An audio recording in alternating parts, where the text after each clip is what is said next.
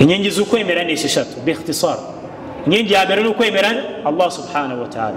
Twabonye ko inkingi yo kwemera Allah niyo nkingi hatsi inkingi zose.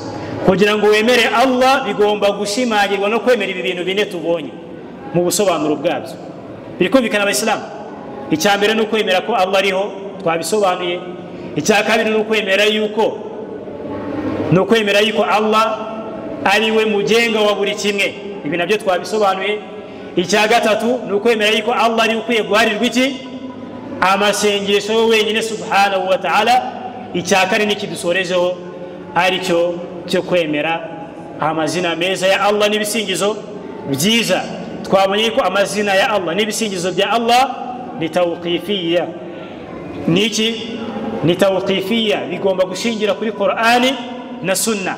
Amazina Allah we yise cyangwa se akayitwa n'intumwa y'Imana, n'ibisingizo Allah yise cyangwa se akabisingizwa n'intumwa y'Imana. Hanyuma amazina meza n'ibisingizo bya Allah hagomba muri uko kwemera amazina meza n'ibisingizo bya Allah hagomba kwirindwa ibintu bingahe? Bine tumaze kubona.